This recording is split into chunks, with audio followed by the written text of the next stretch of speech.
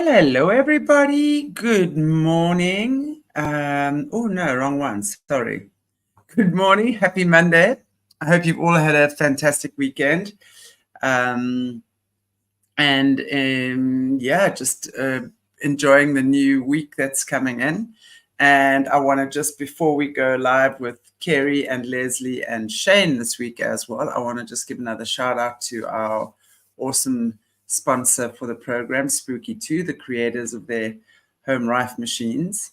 As always, amazing product. So if I'm going to just play an ad, but if there's anyone who would like to, the link and the description is the link to their website is in the description area of the recording. So you're welcome to check that out. And if you want to purchase a product, just use my name, Chantelle, as the coupon code, and you'll get 5% discount on your product.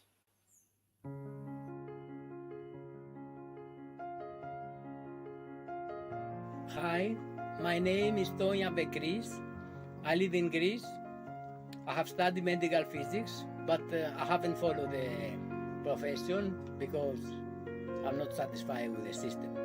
Now I have a scalar one and 2 generators X Pro.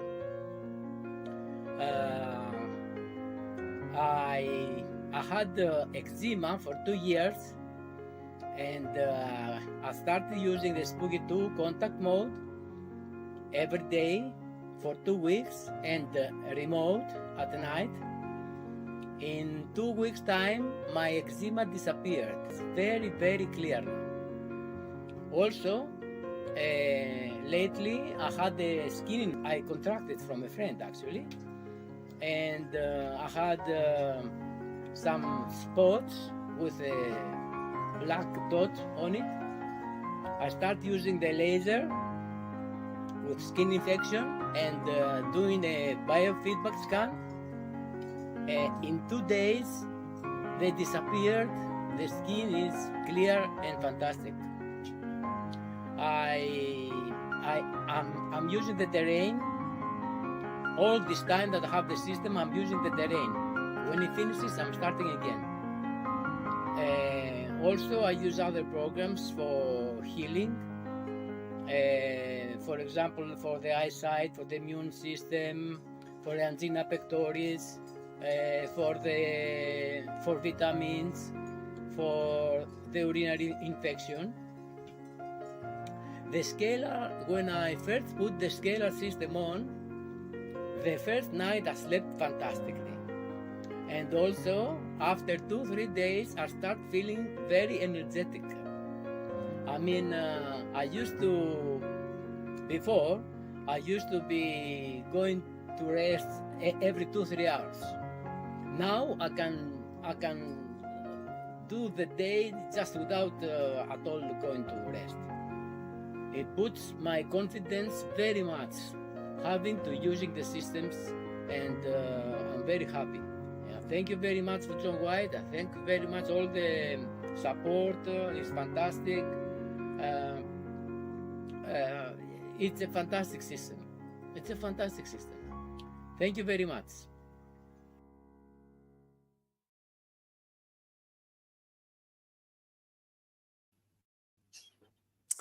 Well, I can certainly vouch for them, that's for sure. Speaking about infections, I actually had an eye infection. So for those of you who saw my show last week, on one eye that was not well at all. And I think even in Jesse's show. But literally, I have to say, I have a little Hiwi. I put the tense pads around my eye, and I got to tell you, literally within half an hour or so, the itching stopped, the redness started disappearing, and the swelling started going down. So within 2 days, it was gone. Definitely put it down to that as well.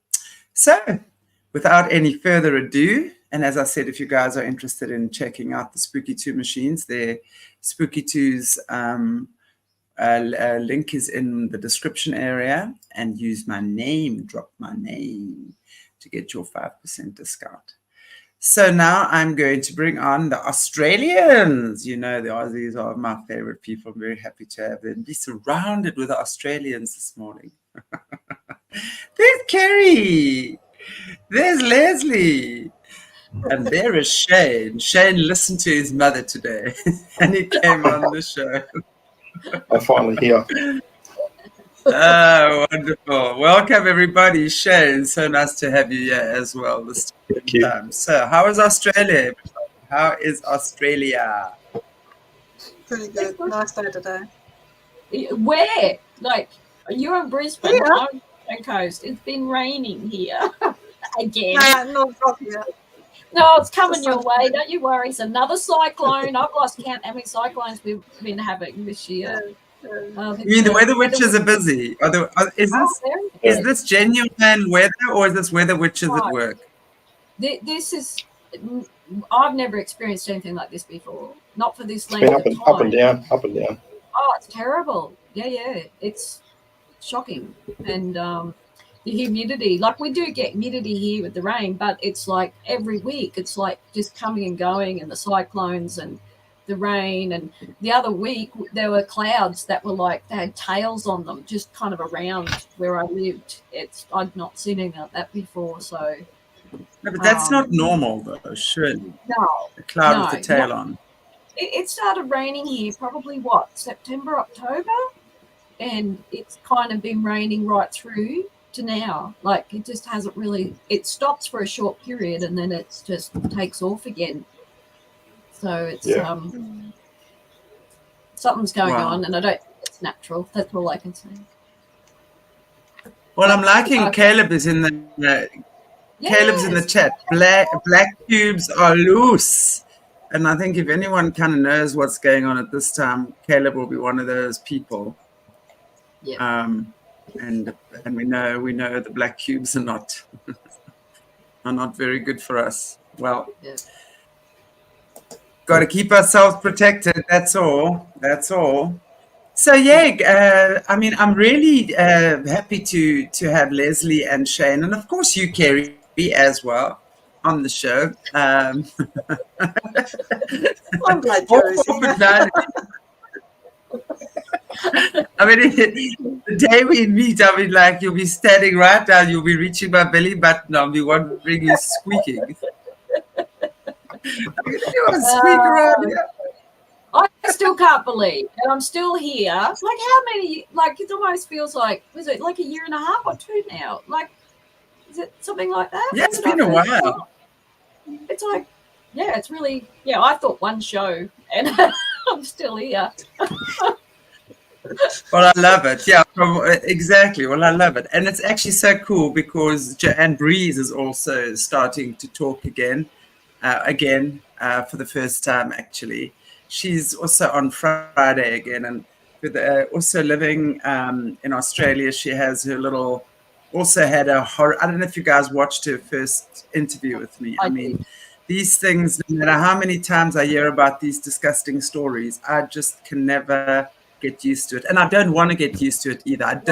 I always want to be sensitive to what's going on. I don't want to get desensitized to this because every story is so terrible. And with her also the abuse, she was also in the child hunts and stuff like that. And she now uses the joeys. She's got a beautiful joey sanctuary, kangaroo sanctuary, and she uses them to heal. I mean, I just can't wait to hug one of those little things one day. I want to just hug it and hold it and never let it go. I can't wait the day I go to Oz. Some of them aren't always like that, Chantelle. I had one as a young child, right? And when I used to go into its pen to feed it, it would go up on its tail to kick me with its feet. And they'd want to box me. So, you know. I know they do that. I know they do that. Unfortunately, me being so short, a joey, I wasn't much bigger than it. You probably exactly. You thought you were coming into spa. So here's the news for people in America that think all our kangaroos are like sticky on TV. They are not. They can be really aggressive, and especially the big red roos. Like we've seen ones, they drown dingoes. Like they drown dogs and big dingoes. That's what they do. Yeah. They take them in the water and drown them. So handled right, like babies and stuff, they're great, but they can. But they stand up. They're the size of a fully grown man, and they are powerful. I mean, they're like super powerful. Yeah. Well, anyway, it doesn't.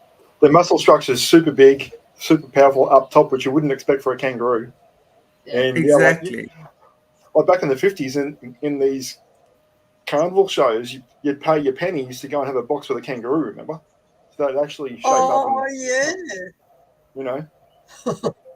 Yeah, I saw that they used to have them in circuses and things. No wonder the kangaroos can't stand humans. I would not want to. I would not be able to stand a human being either if they did that to me. That's for sure. I'm always for the animals. Okay, I'm always for the animals. That's never going to change. Anyway.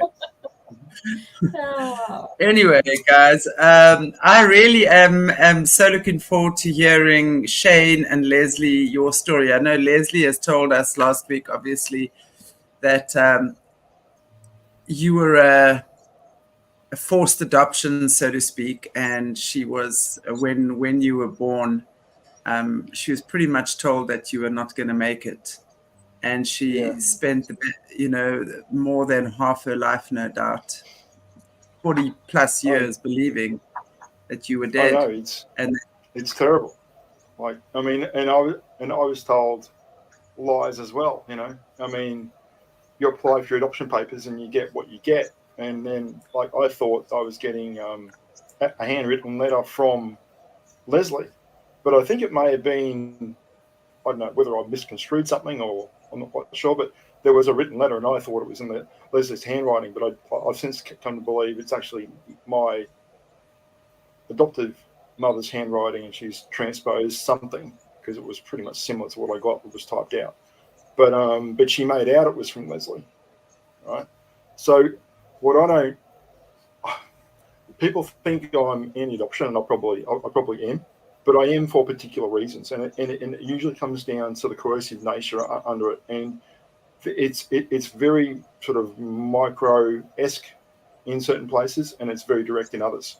So, it's just, and it's levels and levels and levels of this, and the more you put on it, the more you're removed from who you are as a person. You know what I mean? Yeah. And it could be How old were you, a little bit Shane, from this when you got person that and a letter? little bit from that person. How old were you, Shane, when you got that letter? I asked, can't say no. I asked my adopted mother. This is it. I can't say a name because it's illegal and I'll get sent to prison. Yeah. Cool. That's a law. That's a law. You know, which is ridiculous. Can I just say what that is? It's in the Adoption Act, and you're not supposed to expose a party to an adoption, whether so on the internet, in the newspaper, periodical, like. So it's we're trying to have it removed, and it's quite broad. We only found out about it a couple of years ago that you can't name a party to an adoption. So it's pretty horrifying. It's a couple of years jail, and I think it's about a $4,000 fine, something like that. As far as we know, nobody's ever been sued. But when I found out about it, I actually rang the department and said, "Do you realise you have this in your legislation, like on adoption?" And they went and had a look, because at first they didn't think they did, and at first they didn't think it meant what it meant. And when they came back, because they had to go speak to their lawyers, they said I was right. And we've been waiting for the review of the Adoption Act to come up, which is like 3 years late now, for us to challenge it and have it removed. I think, because I said to the department, it's effectively denying me the right to name my abusers. So, Exactly. and we had a very famous case here in Australia. A young woman was sexually abused by her teacher, and she was denied the right to name him, but she took it to court, and she got that right to do that. But however, that ruling still applies to adopted people. So if I named my adoptive parents as my abusers and gave their names, I could have gone to jail for it. And so people say that there's no discrimination in adoption, but there is. And this is one particular legislation that is pretty horrific. So, and that's okay, Shane. I'm trying to understand. I'm sorry. I'm trying to understand why that is. Have they given you a reason, Kerri? I know you've done a lot of work in this field. Have they given you a reason why the adoptive parents are so protected, and particularly when it comes to the abuse? Because I know, and I've said this before, I'm not saying it's nowhere else in the world, but there's a lot of Australians over the past few years that I've been having this channel, that have spoken about the abuse from their adoptive parents. I'm trying to understand why they are so protected by the system and the law. It's really, look,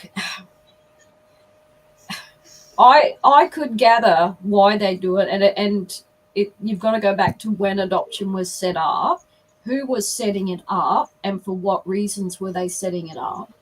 And we know who's in control. Like, we know the everyday person is not, and there are people in power that have enormous amount of control and authority. And so either that A2, like it was that to protect adoptive parents from being exposed, but also they kind of bring it in as, well, we're protecting the adoptee and the biological mother's names from being made public. So they kind of ring it in that way. The mother's identity doesn't ever want to be known that she gave birth illegitimately or a child out of wedlock. So they kind of filtered that in, and then they didn't want adopted children to be exposed as being adopted, because they're trying to hide the fact that they were bastards, so to say. So they kind of worked it in that way. But what they did was, it was really interesting, because it was only a few years back that I found out about it, and I was quite horrified. And it was interesting that to whom we were talking to in the department, which were managers of adoption and permanent care, they didn't even know that it existed within the Adoption Act. It wasn't until I brought it to their attention, and then I said, well, this is how it's affecting us. So if this adoptees are terrified of speaking up as it is, for being rejected by their adoptive families and ridiculed by society, right? But when you have an abused adoptee trying to speak up, and then if they know that this is part of the Adoption Act, that by speaking up you mention their name, you could go to jail. And I said, I didn't want to go public with it. I told the department this. I said, because they're going, oh, look, nobody will probably be held accountable. I said, I'm sorry. But I said, the fact that it's there in itself gives anybody, the other party, the right, or the government the right to step in and take you to court and have you fined and even put in jail. Yeah. So adoptive parents, I think adoptive parents, or many people may use this as a leg up in a class system. So they'll use adoption to get to a higher class, because saviorism is lauded, because it is what it is, But people try to so they're seen as saviors. Yeah. Yes. So even they're trying to get up a leg on a social ladder to acquire a child, to pretend it's theirs because they're either infertile or whatever it is, and pretend to be something else because they aren't that. All right. So I can speak to these patterns. I'm really attuned to these kinds of things because I've been thinking about it long and hard. And you've got to think about it in cyclic patterns and intergenerational stuff, because it revs up, and the more it revs up, the more trauma is instilled in someone. Okay, and it grabs you and it seizes you up and just locks you up, and it's crazy. But it's so invasive that this this thought of whatever this thought is, that my adopted mother also lost her firstborn child to forced adoption 10 years prior. Okay, so think about that. It's doing it again, and when it goes through a family like that, for me, I'm trying to be as authentic as I can, because it's extremely hard, because that's what it does. It pulls you away from your emotions, and you can't connect with yourself. So if I have to speak to this properly, I get a little bit nervous and I'm sad, and not only for my adopted mother, but for Lesley as well. And it's this thing, like, but it's the way it's been set up, as we've mentioned, and the intent behind it is this thing where it's weaponized micro narcissism within families in some fashion to create this pattern of denial, even with people who are directly affected. You get what I'm saying? Yeah. So, Yeah. and It's it a carry. gets worse, and it gets worse, and it gets worse. It's a carry on So- from when mothers gave birth and we were told to shut up. It's a power play. Yeah. Because people want children. Yep. When I gave matter evidence at the Senate inquiry, there were very few adoptees that actually got involved in that inquiry, because they called it former forced adoptions, and at least 98% of adoptees would have had no clue that their mother was forced, because we're all told that we weren't wanted and were given away. And because I was a youth worker at the time, and I got very involved in or knowing that there was this massive big inquiry into children in care, meaning foster care and institutions, right? And because a lot of children were being abused in foster care, it was enormous. And yet in foster care, they have all these checks and balances, training, checks and balances, constant, contact with the child and the foster parents. But in adoption, there was nothing. It's a newborn baby. There are some adoptive parents that claim that there were checks and balances, that they checked the house and their marriage and may have gotten some references. But in most part, it was just you put your name down a list, you had to be married and have a job. That was pretty much it.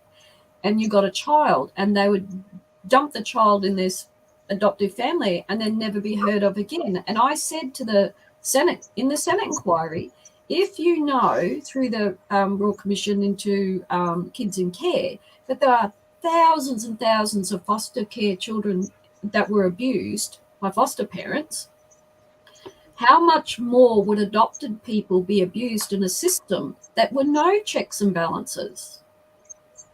Mm-hmm. And I said, what the government did was they gave unfettered power to a group of people with no accountability. And still no accountability to this day. None.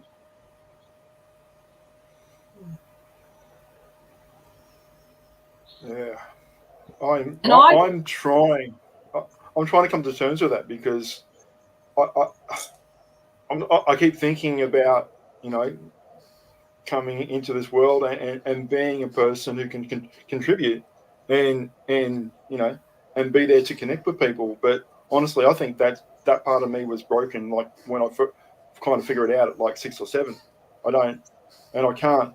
I find it really hard to communicate and connect with long-term relationships and even instigate new ones. You know what I mean? So if they aren't going to recognise what we're speaking about now, how are they going to support me in coming out of a bad adoption into this system where I can't get out of adoption because there's no easy discharge. You've got to spend tens of thousands of dollars and dredge your trauma up and possibly in the High Court be denied. There's been plenty of cases where that's happened. So why isn't that happening? There is a really big issue in human rights violations here, and it's a big, deep black hole, and it's quite vast. And no one's looking at it because they don't want to. I think you nailed it when you said this is a human rights violation, total human rights violation. You know, in terms of, and as you say, it's such a deep dark black hole, because then, and again, I mean, Caleb is saying that's a Masonic thing, and it's so I believe that, because this is all just one big rigged system run by the secret brotherhood. It's designed, I don't care what anyone says, but I believe this to be true. It's designed to fragment families. It's designed to traumatize children.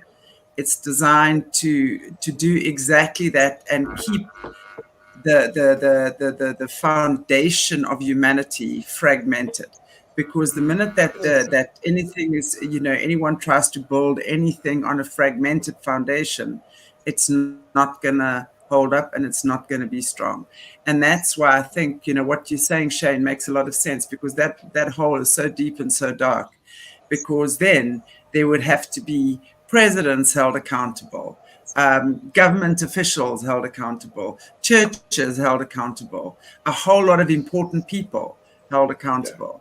And I don't think that these people are anywhere near going down that road again. And that's why we've got to keep doing this stuff. We've got to keep bringing it up. We've got to keep going in there. We've got to keep just breaking down this wall that they've built, because at some point it's going to tumble. And I mean, who knows how long it's. Yeah. Anything built on falsehood can never, ever be strong and lasting. It's going to come tumbling down. And that's also filtered into how my life has ended up the way it is. I mean, now, yes, I'm back in Leslie's life after 44 years, and we have been in reunion for nearly 8, I think. But I can remember the day that a light bulb went off in my head, and my adopted mother was very controlling in everything that I did. And up until that point, you know, I felt as though I was being controlled. I didn't know what was really going on, because this little kid didn't understand, you know. So he didn't really develop and figure out where he was coming from. And it's, well, see, this is what happens. I get so out of it, I just lose my train of thought. So you're doing really well, Shane. Just take your time. It's just really frustrating, because I can see it. It's happened to me, and busting through this wall of ignorance, saying I can no longer be, I can't live in a life where you're controlling me so much, where I just can't bear to be in that circle. You know what I mean? It's ridiculous, and it's the whole of adoption, not just my family. You know what I mean? So absolutely. You get to the stage where you have to pull yourself away from it, and it's excruciating, you know, grief and loss and all the rest of it, which there's a book written about it and all sort of stuff. So Nancy Veer's Primal Wound, that's a good one, but also the 7 core issues of adoption, that's also a pretty good one. But so the soul searching needed to then to find the strength to do that action of removing yourself, and also then finding out, oh shit, there's that big black hole and no one's there to save me, right? So I have lost not only contact with obviously my adopted parents, because they gave me an ultimatum, because she's so in the fog from also losing her child, does not want to talk about it, cannot talk about it. Brought it up at the age of 8, 12, 16. And again, these cycles come up. I really need to know. I really need to know. I really need to know. 19th birthday comes along. I actually tried to keep. Nobody knows this until now. I tried to slash my wrists and do all the rest of it. All right. Thankfully, it was a blunt as hell knife, and didn't really do any damage, but the intent was there. Okay. So because no one wanted to listen to how I had to feel. Where's my say in my journey? I have no say in my journey, right? So I can't be around that anymore. I can sense it. I've got this spidey sense about it. Now I'm getting it back, and slowly I'm falling in and out of it. I'm really I can be completely out of it. If I'm super triggered, I'll just completely black out. But if I'm super attuned to it, I can sense it in people, right? And I can't be around ingenuine people. I just can't do it, right? Because I'll either shut off and withdraw, or I'll just vague off into space, you know. And it's so violently intrusive. Where was I going with this? Yeah, it's an odd thing. So I've not only lost contact with my adoptive parents because they gave me an ultimatum because they wanted it their way and no way, or no way at all. Yeah. Because of the trauma that she suffered, she's neglected to look at her own trauma. So I've lost them. You know, and mind you, and even from the start, any woman in my life, my adopted mother did not want anywhere near me. I could half a dozen or so relationships, whatever it is, one engagement, and she was in there and she was pushing the buttons and she was trying to wreak havoc from day one in every single relationship. So it was evident on the very first day my first wife and I bought our first house. She came over because, you know, being a wealthy family, they gave my adoptive twin sisters, not biological to me, they came along later, some money to buy a house each, right? And in that, just referencing something else, certain parts of my growing up, that money was held over me as a ledger as to what I owed them in my life. Okay, so anyway, that goes along, and Pauline came in and thought she owned the place, right? Sorry, I said her name. And straight away got put offside because I put some boundaries up. Right, got pissed off, and she raced out the door, screaming and yelling and carrying on. The very first day we walked into that house. 18 years later, she's also controlling my divorce, causing more issues, right? And that was the light bulb moment. Oh fuck, I can't be here anymore. And it ruined my marriage. I've already had 2 kids, right? By this time, it was 2 years after my son had brain cancer, right? And in my jobs during that period, leading up to that period, there was three prior jobs that I had, and in just general conversation and relationships with employees, I don't gel, so I can't convey how I'm feeling. So, and I was in a very claustrophobic, very narcissistic workspace, and the very last third one that I went into was very narcissistic, and I was a little bit crazy. I was talking to myself at this point because I had no support around me with adoption. And they grabbed me by the elbow and they walked me out the gate and threw me in my car. All right? No support about anything in my life regarding adoption. Zero. And I'm in the NDIS now, and I'm on the disability pension. I'm holding down 3 days a week. But yes, there's the Benevolent Society and PASC and Jigsaw and all that sort of stuff. But the level of support that I require in my life now because of what they've done to me and Lesley, I need to have weekly psychological support. Yeah. Sure. From here on in, right? And Medicare only allows us 10 with a rebate for a year, then that's it. Right? So it's not enough. Step up, or where is it? Like, what's going on here? The hardest thing is that even with the inquiries and the apologies, the powers that be do not grasp the enormity of the mental health damage that adoption has caused. They just don't. And I know, Shane, that you've attempted yourself, you've had very personal face-to-face meetings with ministers and so on in the department.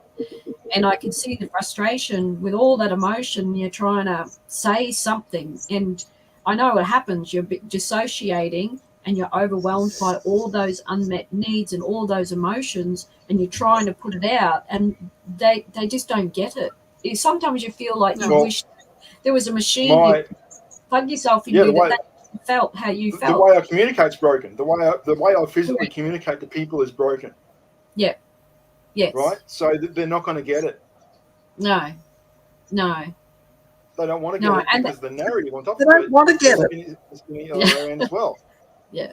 So not only And- are we facing a physical issue here, like an internal issue of feeling the way we do because of what's happening, it's broken. We can't communicate. We physically have lost our voice. It's a thing. It's an actual thing. Right? Yeah, I know. Chakra wise, all that sort of stuff. It's real. Yeah, Right? definitely. And my only way that I can find solace in this, right, for me, and even to the point where now that my adopted mother's also doubled back and triangulated my ex-wife, and they've both gotten in the way and estranged my two children from me. That's the invasive nature of it. It is that critical. It is that invasive. It is gross. It is disgusting. Yeah. Adoption should be abolished. That's my reasoning. Yeah. Shoot me, whatever. Like, it's not worth the paper it's written on. Yeah, Right? no. It's not anything. So I have, for me to move forward now, I basically have to fly by the seat of my pants and blow through all this stuff that I'm trying to. I don't know what to do with it because I'm so disjointed from. Let me try to explain something.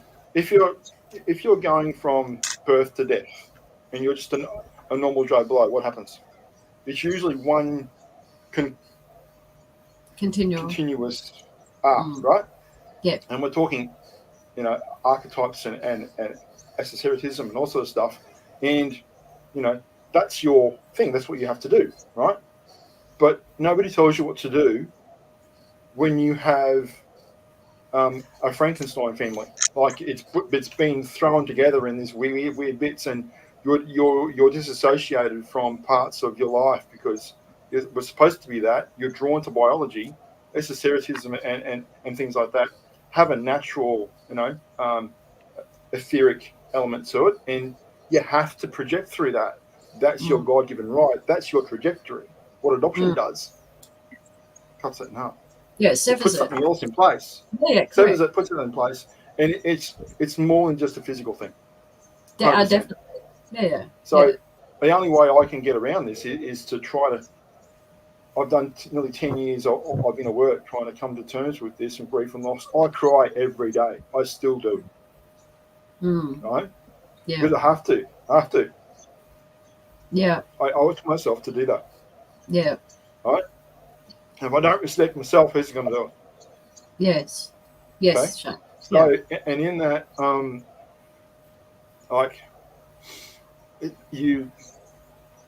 still broken. I'm still lost, and I still need support, right? Because I lose my way. I have moments of clarity that are just right, but I also have part of it. I am the bottom of the bottom, right? I go from here to there every day, maybe 5 times a day. Yeah, it's a pretty scary place. It's brutal. It's absolutely brutal. Yeah. So I'm just trying to remove myself from, it maybe it's a lesson. I have, maybe it's one of those things that I have to be away from that part of my life because I have to remove it entirely and just say, that happened. Well, so now I'm left with, So I'm still working through it. My brain's still subconsciously going to that timeline and that ideology and those relationships. I woke up thinking something like that. You wake up in that relationship. You wake up in this relationship. And it's really, and people who aren't adopted do not comprehend this whatsoever. They can't. How could you? It's not a thing. Yeah, well, they've been sold this narrative that adoption is lovely and that all adoptive parents are lovely and they're saints and that any mother will do. And it's the scary part. And I'd say to them, like, right now, just remove yourself from your biological family and don't have any contact with them at all. No birthdays, no deaths, no special events, no nothing. Remove yourself and deny yourself contact completely, and then tell us how you feel about it. I know what happened during COVID, you know, when they stopped us from traveling and visiting family and friends, and there were non-adopted people were having meltdowns because they couldn't go and visit their sister that had the new baby, or visit their father who was dying, or their grandfather or grandmother in aged care facility. And, you know, I was having discussions with adoption counsellors at that point, and I said, welcome to our world. Now do you get it? Now do you, like, and you were just getting a snippet of it. We were completely, and then we got that's 1 or 2 years of it. Yeah, we live our whole lives like that. Our lifetime, yeah. And we had, people were getting fined. Like, I remember people were on the Queensland border trying to get to New South Wales, and they were fining people and arresting people and putting them in jail because they were breaking that distance rule and visiting relatives. Well, those fines haven't gone away for us. Like, you know, our records are still manipulated and hidden. We have to jump through hoops, and, you know, if we've had to fight every way to have veto laws removed, and now we've got this one around,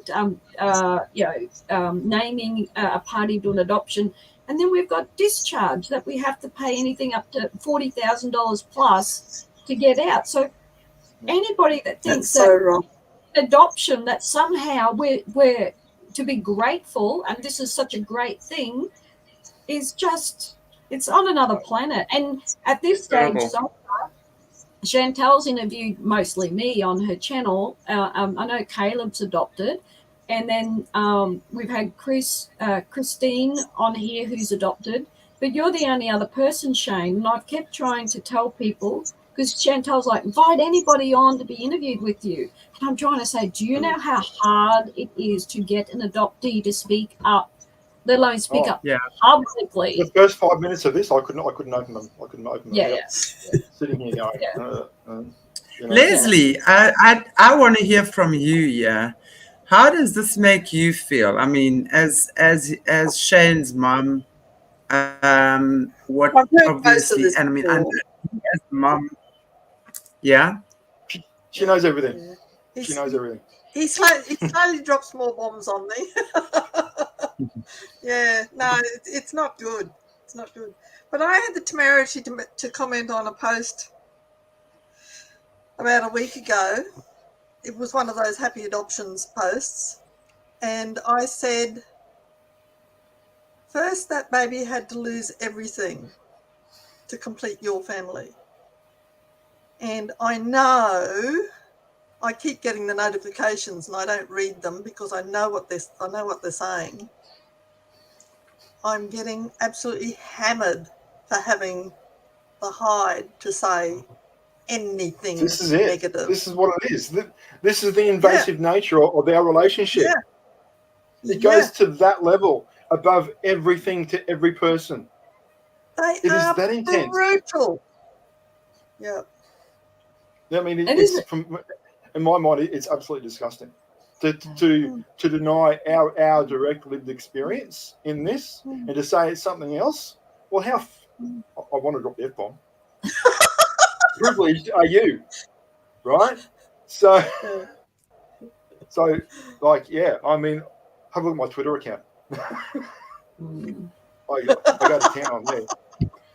So, you know, like if Lesley and Shane were responding to an article, let's just say something that came up in the newspaper and it's now on Facebook, on newsfeed, and Lesley would say her truth and Shane would say his, well, you watch the attacks, the pro-adoption attacks that come out to shut them down. And they're just speaking their truth as the mother and as the child, the son, and they will be shot down and told that's BS. Go away. Every time. Yeah. What would you know? Savior complex. It's like the adoptive parents, and it's exactly what you're saying earlier, Shane, about having that, you know, be seen as these saviors, have the savior complex that we've saved this child. I mean, it wasn't this long ago I was seeing an African kid that was adopted by some white family. And that's very fashionable in South Africa, by the way. And I've got big issues with that. Because when you look at the African cultures, they are so different to the white culture. And I'm not saying the two shouldn't be integrated at all. I think that's a very necessary understanding we have to have with each other anyway. But, you know, I mean, anyone who's an African person will know the bonding experience a mother and child go through with the hair braiding. That is something that no one else can understand unless it's a mother and a child or part of the family or whatever, you know. But little things like that. And then you see this African kid sitting there. Oh, adoptee David is given a birthday party.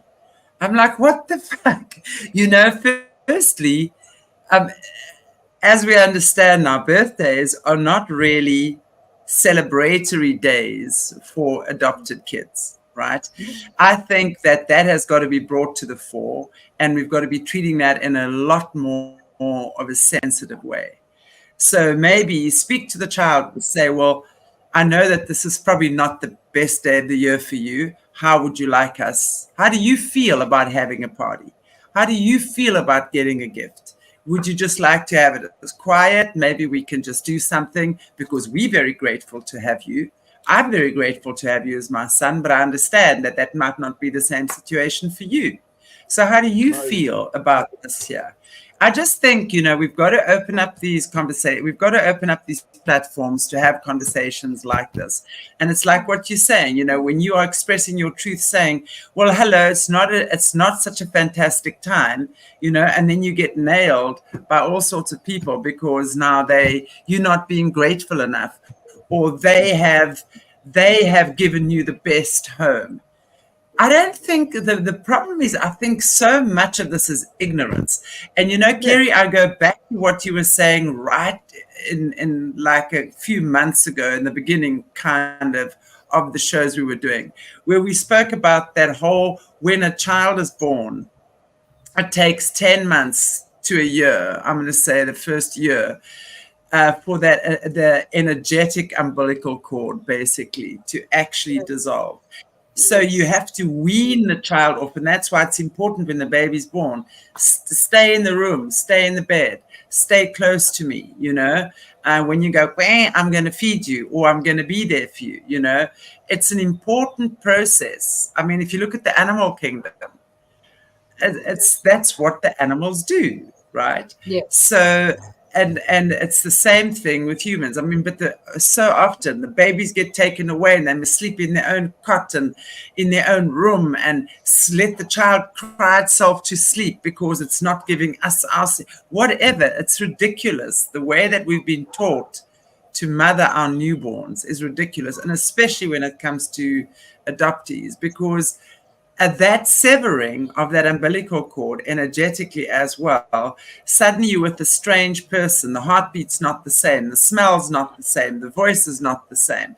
That child goes into complete toxic fear mode. Where the hell am I? What am I doing? So immediately its foundation is that of fear. So that foundation is fear and feeling lost and where the hell am I? And as you said, I think I'm going to die. Like, what am I doing? You know, you come out of hospital, doctor smacks you on your ass, snips off the umbilical cord and gives you to a strange person. What the heck? You know, that's really what it is. So I think these conversations should be had.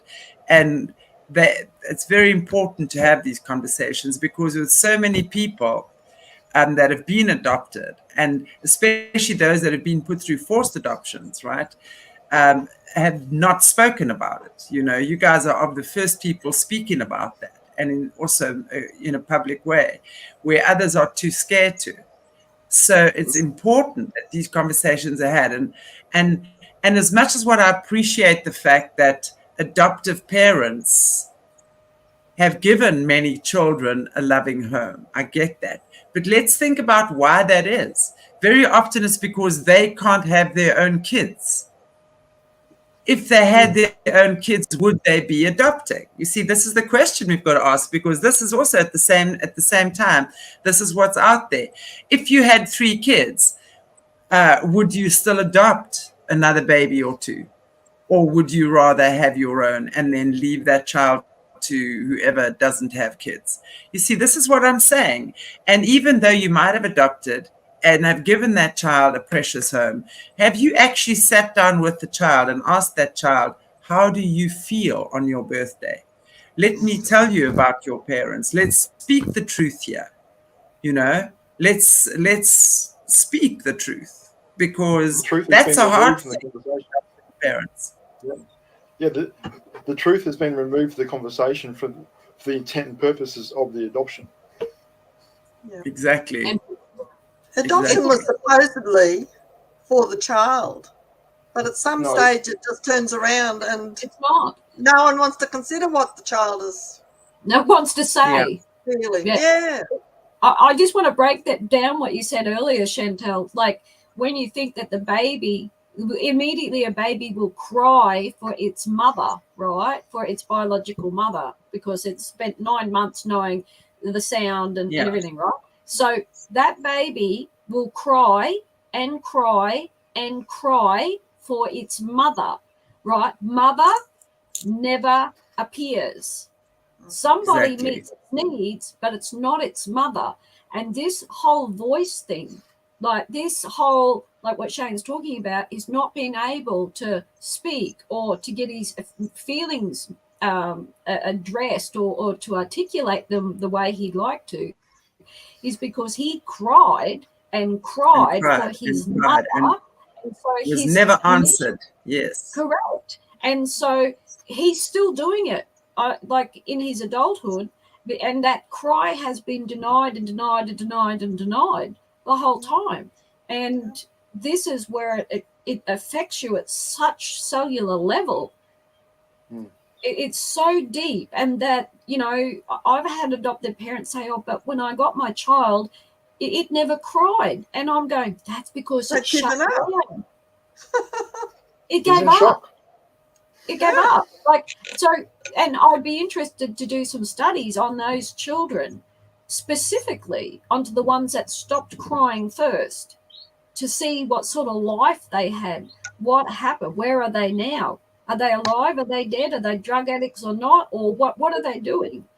You know, so if the circle of the relationship of the adoption in the bubble, as we call it, is what it is, if it's an okay one or a good one, then it's going to continue. No problem at all, without any other outside forces, because the laws aren't going to allow that to happen anyway. But if something happens to that little relationship or that bubble and it starts to deteriorate and break apart, what happens? You know, you know, things fall apart pretty quickly once they do, and there's no support outside that ideology whatsoever, which is the reality of the situation. No. And I've explained it time and time again, is that, you know, children get abused by parents, whether they're biological or adoptive. But by the nature of your adoption, and because of the whole narrative around adoption, the likelihood of an adoptee speaking up about any abuse and seeking help is pretty zilch compared to a biological child, because in a biological family, you're not devalued by the rest of society like adoptees are, right? So we don't just fight the abuse within the adoptive family, we're fighting it from society itself. So it compounds, and we find it virtually impossible to actually report abuses, because we're told that our adoptive parents are our saviors. And biological. So there needs to be support with being able to do that from an early childhood perspective. So I'm trying to work with some vocational educators at the moment to try and get that happen. I'm meeting on Wednesday about that. But also, Lesley and I spoke before we came on Messenger, and Lesley's mother Joyce wanted to say, give him a hug, you know, missing him, haven't seen him for a while. Okay, so, but this is what happens to me in my trauma. I'm so removed from the situation. I'm also removed from myself. So I'm not reaching out to the people that I should be. You know what I mean? On a regular basis. She knows. Like, I'm out. I am a recluse. I don't reach out to people. So I'm living day-to-day trauma and no one really knows about it. You know what I mean? It's because I'm not in your face. I don't have the right understanding of or the full understanding of what's happened. My voice has been taken from me, so I'm never going to be able to speak out properly unless I'm in the right environment. It feels safe. So yeah, and this is what the immediate family don't even know about. So there's no way they're going to help you because they don't understand what's happening. They haven't been educated, and the power of that education from the system from day one has been lopsided for an intent and a purpose.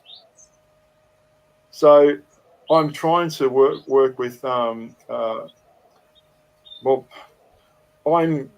bit of my history. I've been in and out of vocational education for about 25 years. Okay, did pretty well teaching advanced diploma in multimedia for about 10 or 15 years of that, and then I'm back in it now, just doing learning management software and managing a college's curriculum for early childhood education, aged care, and individual support. So I can see where all the packages come from. I know what they're speaking to as far as identity, inclusion, heritage, culture, all the buzzwords, right? And none of that is awarded to us whatsoever. None of it. It's not even knowledge. So when you go to Vocational Education Australia or training.gov.au and you do a word search for the word adoption in our national curriculum, you get certificate 4 in greyhound racing. That is it. Like it's deplorable. Yeah. So I've been at it. I've been at this little thing for about a year and a half now, trying to get this square peg in a round hole, because that's what it is.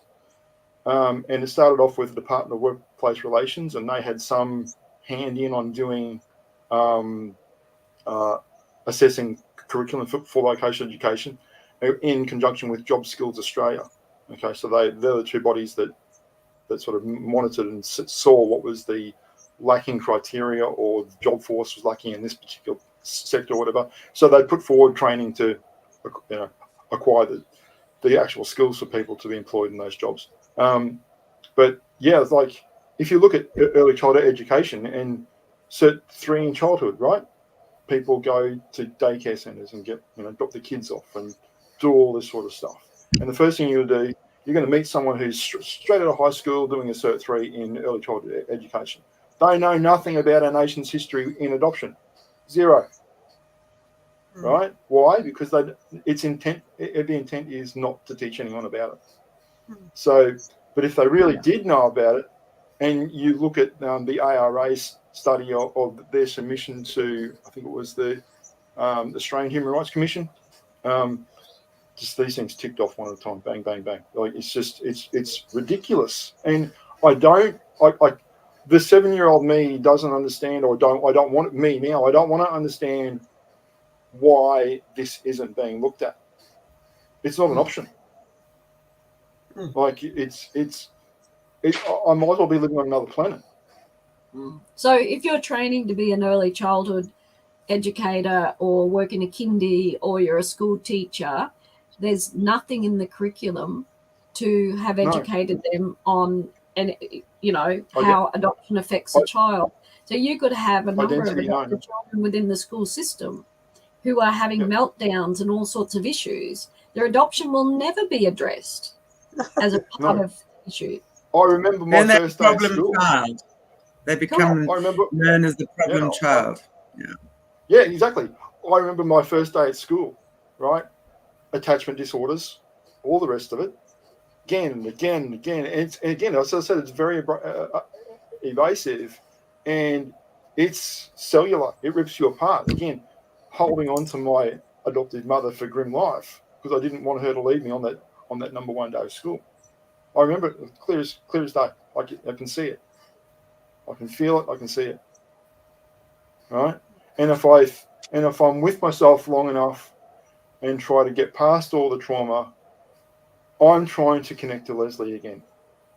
Right? I'm also trying to connect to the idea of my life in its entirety for a purpose. What is my purpose of being separated at birth? Can any non-adopted people speak to that? And why aren't people listening for that reason? Because I'd say it's pretty fucking significant. Yeah. Yeah. I don't understand. It's. I think it's amazing that you actually.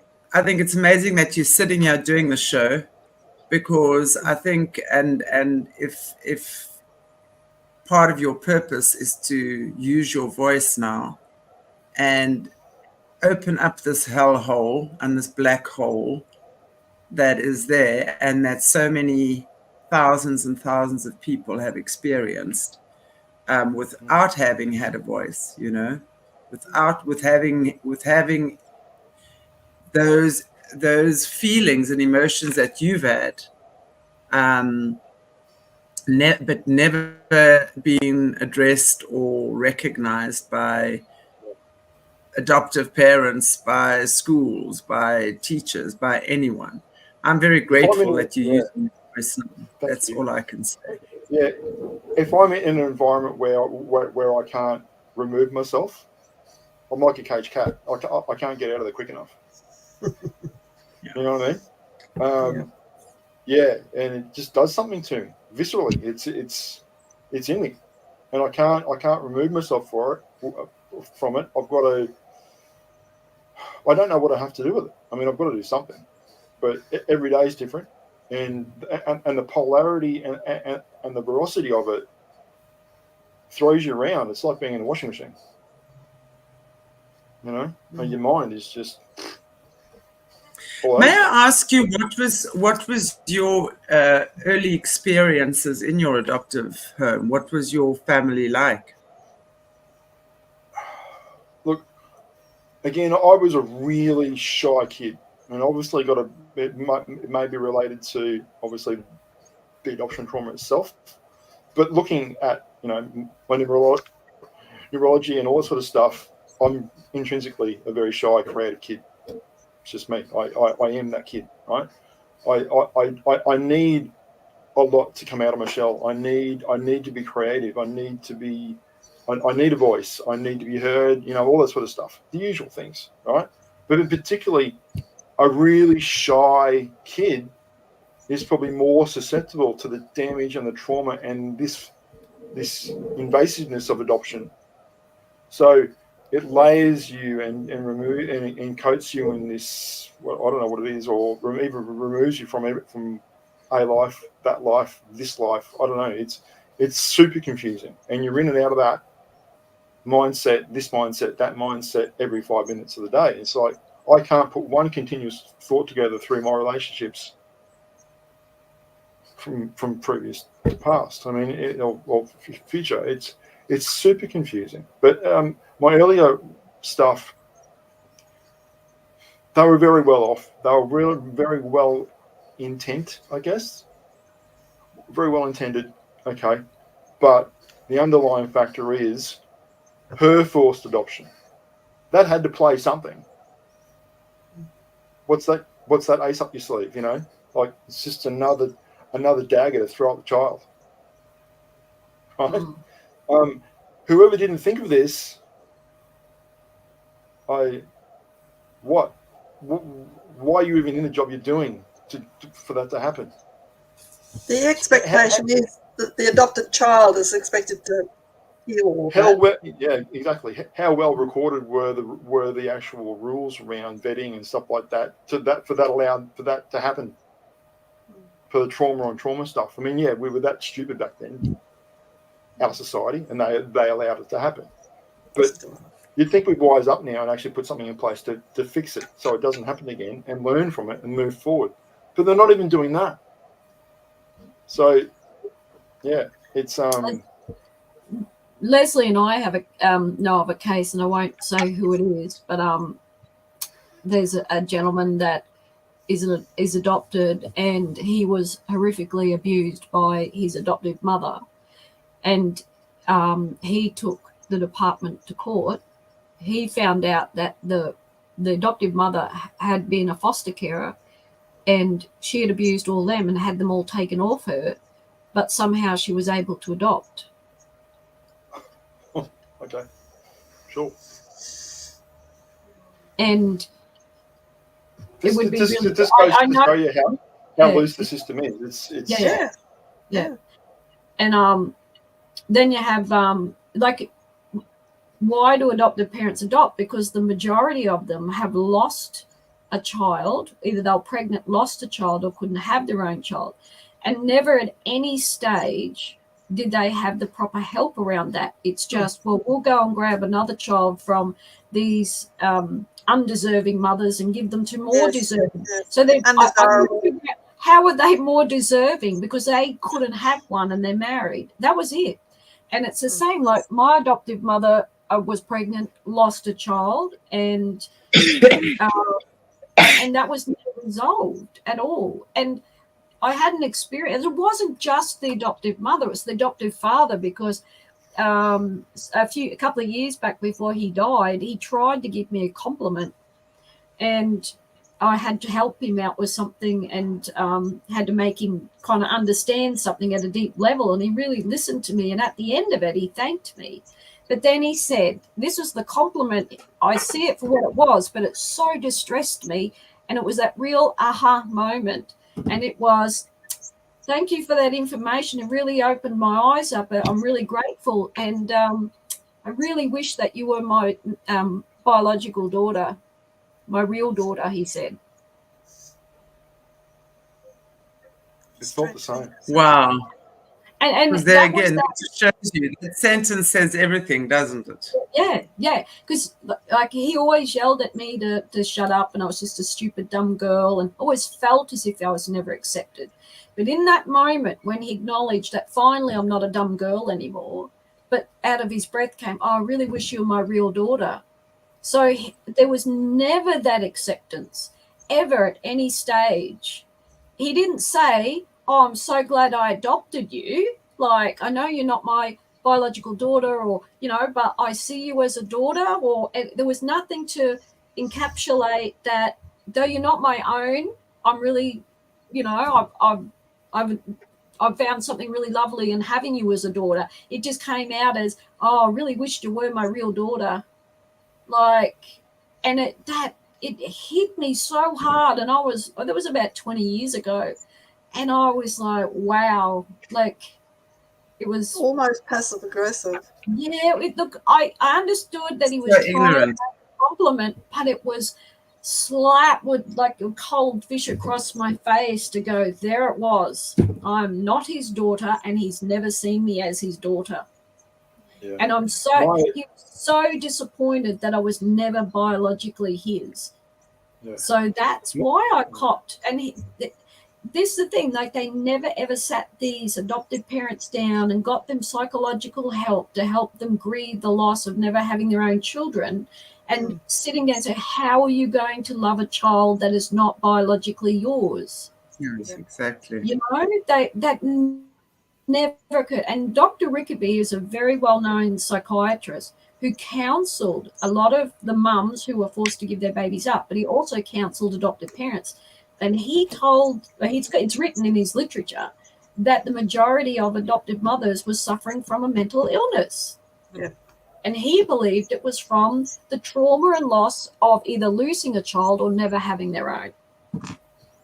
So that is that is as a broken adopted child who's been brutally separated from their mother is then placed in with these traumatized, broken people to fix their infertility. And everything is placed on that child to live up to fixing it. Yeah. And when they don't, that's when the trouble starts. Yes, exactly. And they've got bad genes. Yeah. I believe I was adopted because my adopted father may have been infertile. I think it was him. But I'm not 100% certain. I'm just guessing, because I found Lesley in 2016, and I tried to keep it a secret, and I started writing my blogs under an alias because I didn't want anyone to find out about it. But they eventually did, and they were stalking us. So they were following us in a car. They were my adopted sisters were. They had fake Facebook accounts, and they were inside adoption support groups online. Yeah, it's really, really disgusting behaviour, and it's the manipulation of it all, because that is the trajectory. That's kind of what adoption does. It has this underlying theme. That's what it is. That's what it does. There's no denying it. No amount of good intention is going to remove that. Yeah, exactly. Right? Exactly. So we have to remove ourselves from the system of adoption. Simple as that. Right? Otherwise, if you don't honour the mother and child bond the way it's meant to be, then these things are going to happen, and they're going to continue to happen. So, I mean, with what's going on in America at the moment with Roe v. Wade and all that sort of stuff, I mean, it's just crazy. I mean, we can see it with what was going on in Ukraine and Russia taking 122,000 children, something like that. One of the Republican senators stole or took 64 orphans from a Ukraine orphanage through Poland for redistribution in the United States. No one's ever spoken about that one ever since. Yeah.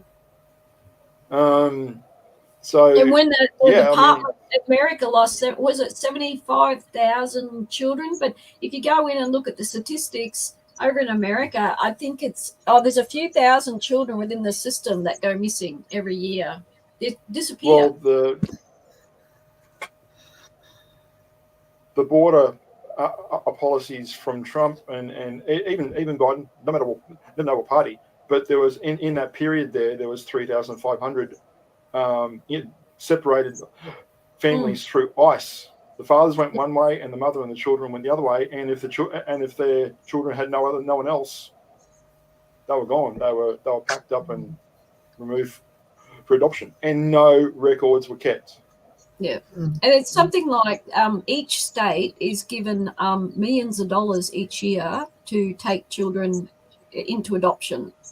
So the states benefit from the federal government by taking children into adoption. It's a complete money-making scam, and there are retirement funds set up on the backs of adopted children and the system in the states. Yep.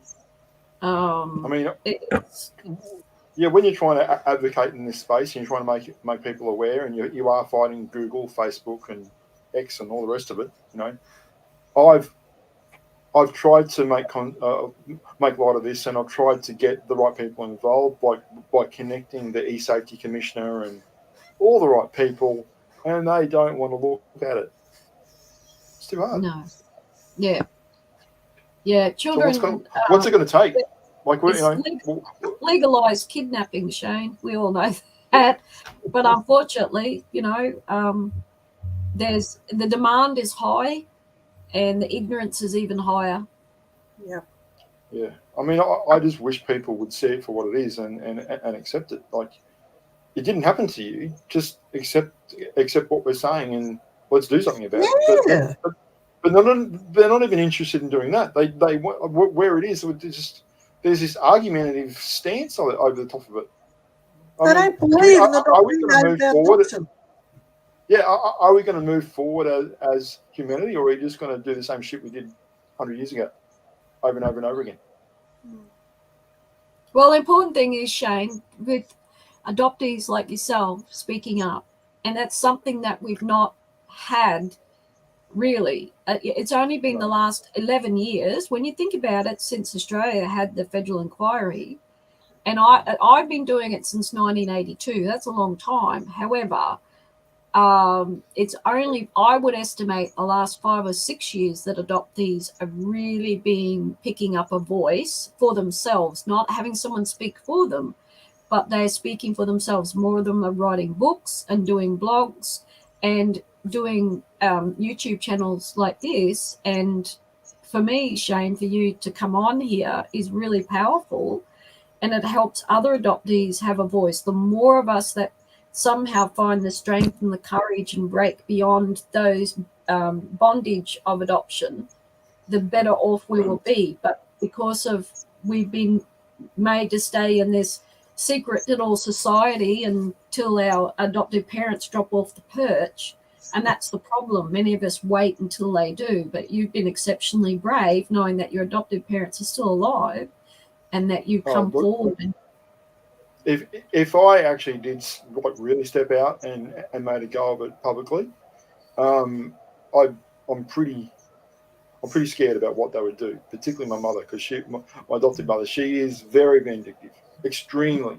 Like I remember, you know, growing up, my early childhood was pretty good actually. You know, I didn't want for anything. They were very well off and treated me reasonably well. But I do remember a couple of instances where they brought me out in parties and sat me down in front of the party, and she brought out this toy that I'd be terrified of. It was a black tin toy train that chugga chugga and toot toot and all the rest of it.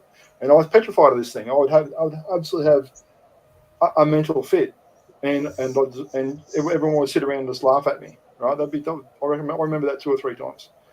One particular time, I was probably 6 or 7, and I'd already gone to bed, and then some adoptive relative turned up very late, unannounced visit, and they got me out of bed, and they basically stood me on a pedestal saying, "This is our adoptive son, Shane." Adoptive son, the wording around that, right? I was going to ask you. It's that leg up. Yeah. How were you introduced to everybody, Shane? Were you introduced as, "This is my son," or "This is our adopted son"? How were you introduced? Yes. This is our adopted son, Shane. Yeah. So immediately that then the adopted parents get all this pat on the back and wonderful people. Yeah. I was very put back. I was very sort of, what was that? I knew something was off. I didn't understand what it was. Yeah. Yeah. It's like people talking about adopting rescue animals. I mean, I'm always fascinated by, you know, oh, my dog's a rescue, my cat's a rescue. Like, no. Same thing with humans. No, they're my adopted children. Yeah. I mean, I was told at the age of 3 or 4, I guess probably 4, I remember, she sat me down on the bed and said, I have to tell you something really important, you know, and you know how we love you, blah, blah, blah. And it got to the phrase, you're adopted like you adopt a dog. Yeah.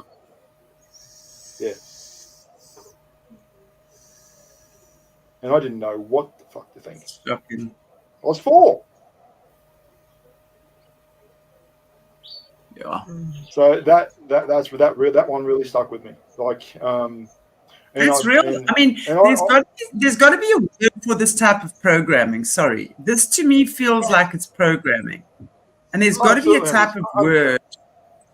I mean, this is programming. This is plain and simple brainwashing.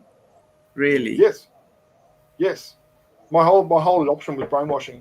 She would adamantly put words in my mouth, and she would go and arrange something, and let's say it was adoption, right? You like being adopted, don't you? And I'd go, no, I fucking hate it, right? Or as I was a kid, I'd go, no, I don't like it. No matter what it was, if it was something that I didn't like, I'd say I wouldn't like it. But she'd come back around and say, you really like it, don't you?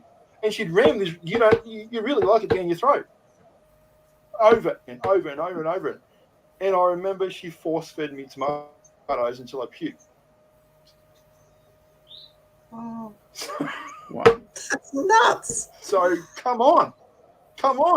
What is this shit? You know? I mean... This is crazy. It is crazy. I'd love to find out exactly what... I would like to actually find out what... Yeah, absolutely. Carry on, Shane. I don't know what it means. I mean, and then you throw the whole her forced adoption on top of all this. What is this circular shit? Like, where is it coming from? Like, why is it? Who's doing it? Who's participating? Why are they participating? You know, and it's quite evident. And even the people who don't act, their intent is the same. Even though they might not know it at all, but if you don't choose a side here, like, you know, it's, and we know which side to choose, but people still are adamant that that's the only way. I don't understand. Like, so that's why I'm trying to get down through early childhood education and vocational education. I'm trying to bring this to light, to start asking those questions, even to the non-adopted people. You know, especially to the non-adopted people. Yeah, they need to understand. You know, as they grow up with people or older people caring for children who are adopted, need to understand. You know, the old thing. Oh, you know, go here, Johnny. Go draw your family tree. What's that? I don't. How do you draw adoption into a tree? You know, and you know, and ever since she said, oh, you're adopted like a dog. You know, I'd be barking out the window. I didn't know what it meant. I'd actually be in the high chair of the car yelling it out the window. I'm adopted like a dog, right? I didn't know. And then once it started to click in, the grief and the loss of it, going, oh, that's that feeling. Oh, okay, now I know where it's coming from. And I started to look for Lesley. Projection, right? yeah. Right? And I was looking for people who look like me. And I knew I wasn't like that family because I wasn't that nasty. I never have been that nasty. Right? And my wife just walked past. What are you doing? Yeah. At least we get to see your wife. Bye. I am in the office for all the stationaries. So what was I about? Yeah, so just this stuff just keeps going, and like,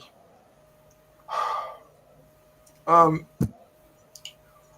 want to be able to change the level of support offered to adoptees, no matter how old they are, young, old, whatever, and mothers, because they're also affected, right? Because like we're not talking the right language here. We never have been. No, we're not being honest to ourselves. Even the people who are talking the bullshit, especially aren't being honest to themselves. So why are they doing that? You need to remove your ego and come into this with an open heart, and let's discuss this rationally. So that's why I'm trying to bring this forum into vocation education the way that I have.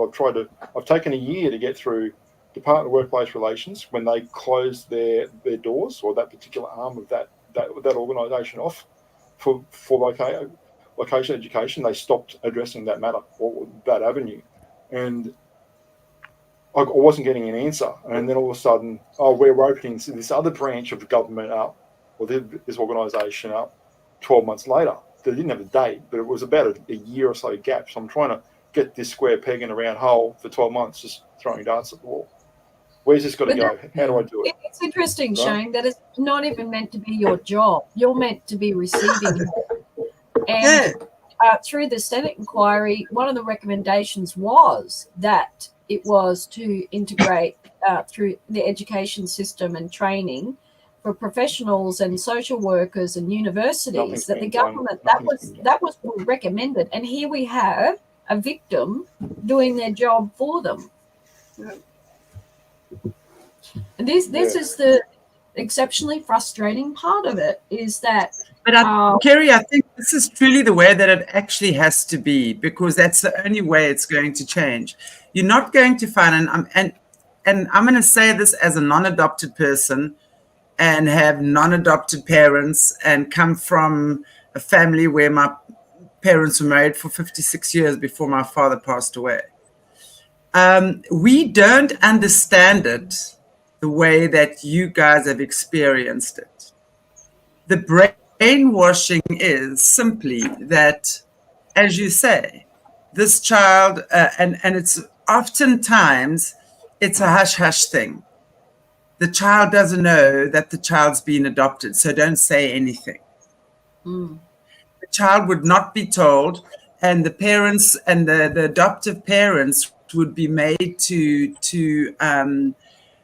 be, as you say, the saviors that have not taken in this child that would have been in the orphanage if they didn't adopt it. And God forbid that the child should be in the orphanage. But these brave parents and these wonderful, loving souls took in this child. That's what I'm saying. So for the average person who hasn't had this type of experience, we don't get it. We don't get it unless you understand the human nature and understand the child, and as you were saying earlier, Shane, the human rights violations, right? And especially when it comes to these forced adoptions, right? And the trauma that the baby has gone through in being separated from its mother. We haven't understood these things like that.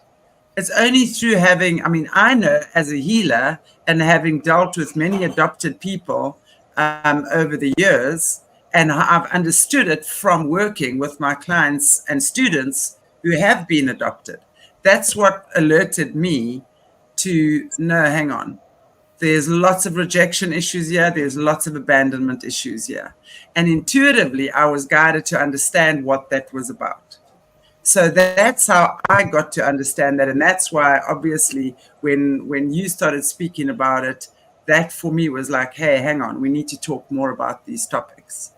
So that is why, for me, we need to be discussing these things. It's not, and very often I want to say as well, it's not because people don't give a shit. They're mostly ignorant. They're mostly ignorant to these things, which is why we need to be talking about these things, which is why we need to continue to have shows like this, which is why the people like yourself and Shane and Lesley, because you yourself were so traumatized in having your son, your baby, ripped away from you, telling you that he's not going to live, basically, and for the next 44 years believing that your child was dead. That is a very traumatic thing for a mother to go through. So that's why I say these are the topics we have to discuss. This is what has to have to come to the fore. And the only people that are going to get that right are you guys who've been through that. And to talk and to actually educate the masses. That's what needs to happen here. The masses need to be educated. I think a lot of people are not deliberately cruel. They're just ignorant. So when we can explain these things, and it starts with the schools, and you know, it's like what you're saying, starting with the schools, where you go and you explain that a kid who's been adopted is actually a special needs child. Not that they've got something wrong with them, but that emotionally they are a special needs child. So they need to be treated somewhat differently, and not like an outcast, but you know how, you know, and that's why I think when the more and more adopted kids get together and have these discussions, and then when the system changes to a more enlightened, we have more enlightened leaders, then these things start being implemented more and more. And we do away with any forced adoption. Then mothers at all costs should be then supported to keep their children. If a mother can't afford to keep her child, then let the system help support them, unless she's a drug addict or a murderer or try to kill her child. Then I can understand, okay, this baby is not safe. Let it be in a place where it's safe. That's what I'm saying. Again, education, yes, and that invasive nature, that coercive nature is macro, right? Because Lesley, I was told that Lesley was a drug addict more than once growing up. Right? Not true. And the truth. And of course, why wasn't she saying that about herself? Because it happened to her too. Yeah. Couldn't deal with it. Totally projecting her pain and her trauma onto the situation around her. And the perceived reality is this bullshit that people believe. Like it's not that at all. It's nothing close to it. So I wish people, this is why you need to educate people, because they're not going to know, right, until they slowly start waking up to it. So I agree. It's I agree that we do need to educate people, and I think ultimately, and this is why I want to really encourage people who've been adopted to start speaking up. Come and sit with us on this channel. Come speak about your experience.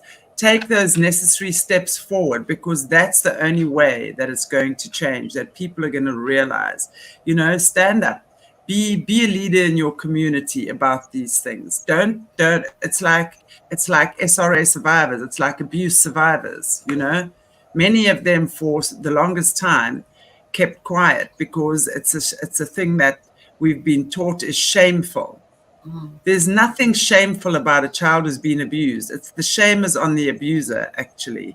There's nothing shameful about it. And very often you're going to find the abuser was abused anyway. So it's this whole shocking chain of events that and some way we've got to break that cycle. So we have to then focus on breaking the cycle of, adoptive kids not speaking, shutting up and being treated like a circus monkey when it's a birthday and they've been given a birthday party. Wow. How stupid is that? And especially when you understand how traumatic a birthday is for a child that has been adopted, right? So how do we do it differently? We've got to start finding ways to do things differently. Yeah, I remember having a complete meltdown on my 5th birthday. I think Mad Max, or one of those movies, had just come out. And of course, what a great movie to show a 5-year-old. It was probably an R-rated thing.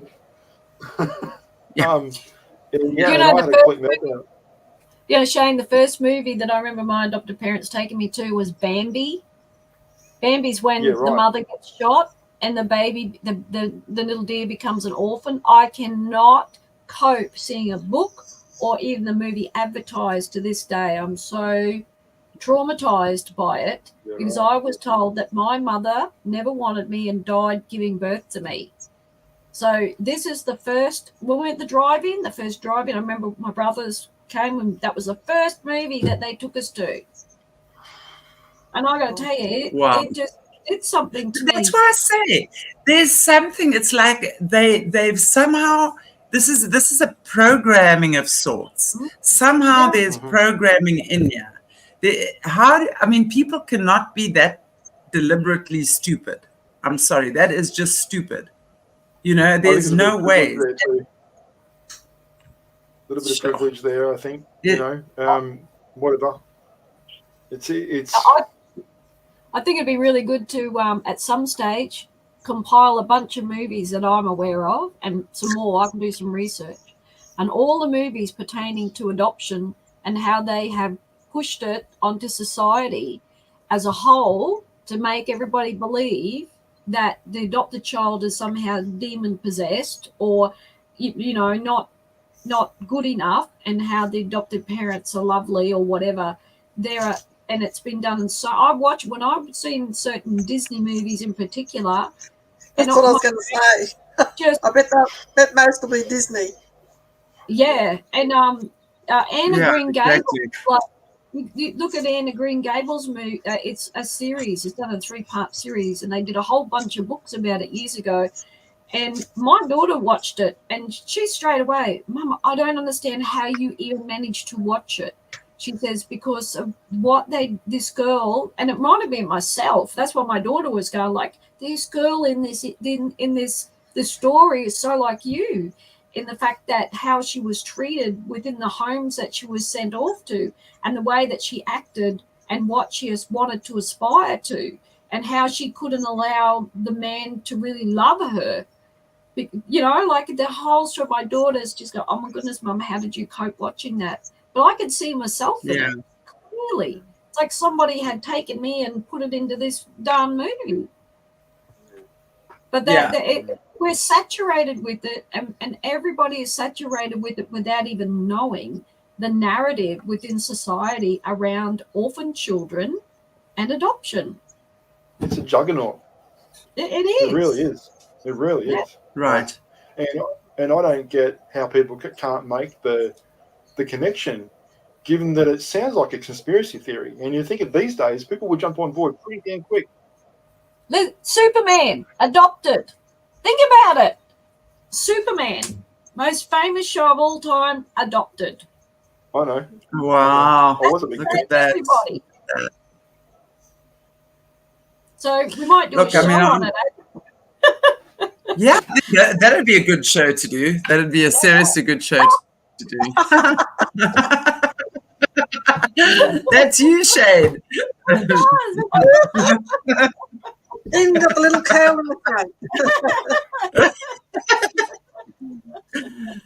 Oh wow. Yes. Okay, guys. Well, I think we'll call it a day for today. But I'd love to have you back, and where we can continue these discussions, because, as I said, I really think the way to do this is to talk and just keep having these conversations. And again, I'm going to put the invitation out there that if any of you have been adopted, or if you're a mother or even a father, again, we forget the trauma that the fathers go through who lose their children in these forced adoptions.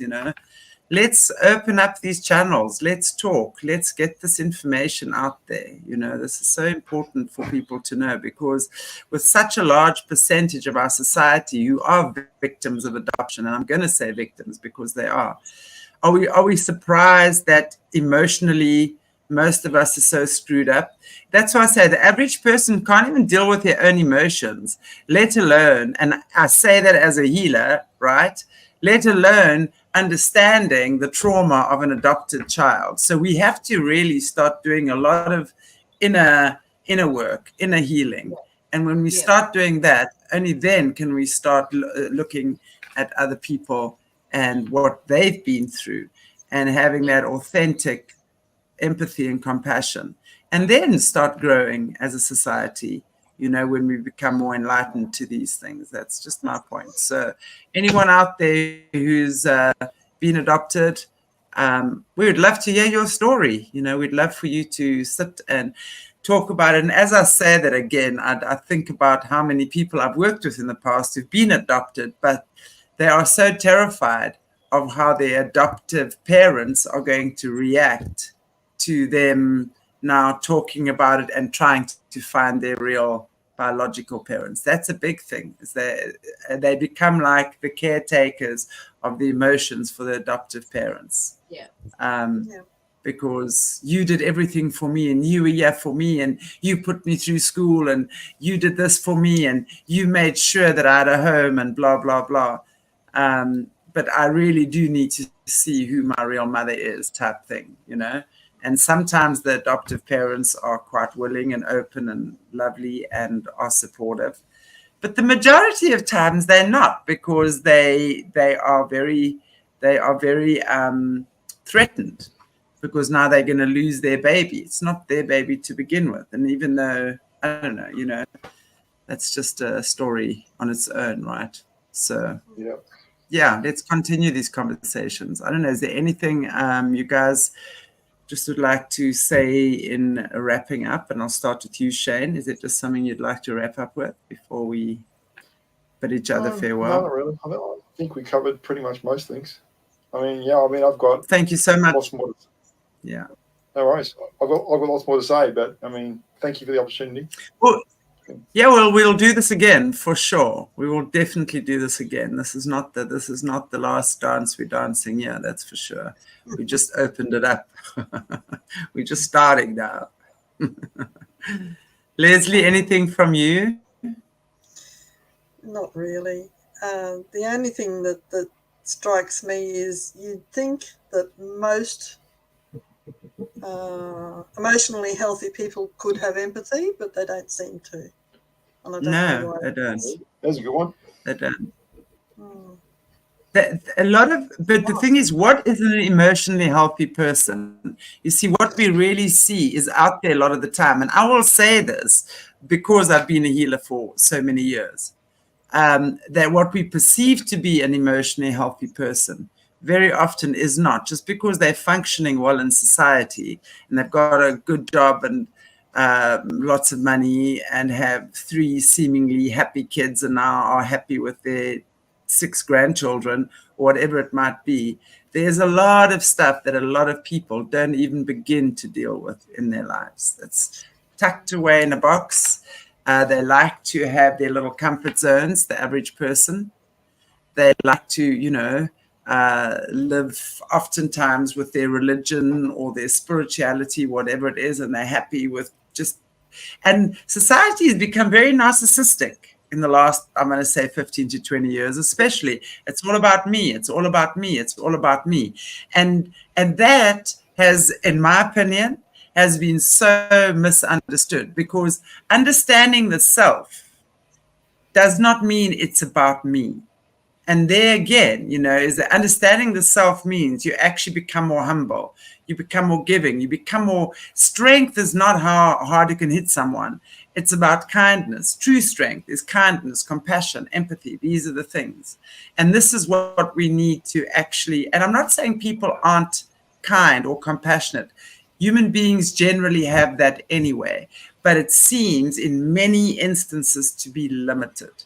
As long as it's not rocking my boat too much, they will do it. Yeah. We can have a little bit of a rocker, but the minute you got to look outside of yourself, start sacrificing your own views, values, material goods, whatever, a lot of people will then turn away from that. We've got to learn how to be caring and loving and giving and look way outside of what we've experienced. That's my opinion.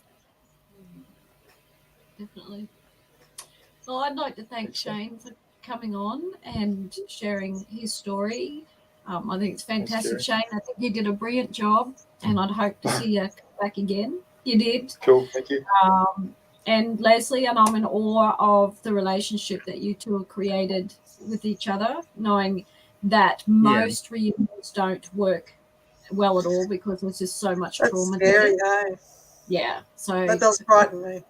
Yeah. It does frighten me too, because like the way I am, I'll remove myself inadvertently, and I don't want that to happen. I don't want that to happen. I love that, like, Lesley. Yeah. You know, and I know she won't let me do that, and that's cool. Yeah, so, that's great. And that's the support we need around us. Yeah, we do. Yeah. And I want to thank everybody for their comments. And I saw Caleb's comment to something that Shane had said, and he said, "Look at me," because, you know, he's referring to what he went through. And I want to say that, Caleb, you're an incredible person, and I'm looking at, hey, look at me as a wonderful person and wise and insightful and just a really courageous person. So I know that you saw the negative, Caleb, within, you know, talking about how messed up you feel you are, but I look up to you very much, Caleb, and I want to thank you for coming in and supporting us here as another adoptee. So, yeah, quite a story he has to tell as well. Wow. Yeah. And I know he's been on the show before, and maybe we'll get him here with the next one, joining the round table as well, because he certainly does have some incredible tales to tell. I mean, in fact, he's half Native American, and his adoptive parents adopted 13 kids, 11 of whom are Native American. So, I mean, it's like, that's like the hey, look at me type thing. I mean, that's just a story for another day. I don't mean to be insulting, but we've discussed that as well. So there's lots of interesting things we can be talking about there. And as I said, I'm so happy that we are discussing this, because these topics certainly need to be brought up.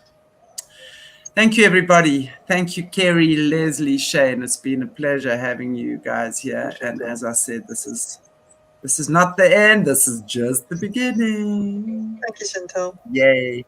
Thank you, everyone. God bless you all. Take good care of yourselves and have an absolutely beautiful week. Bye. Thanks, everybody.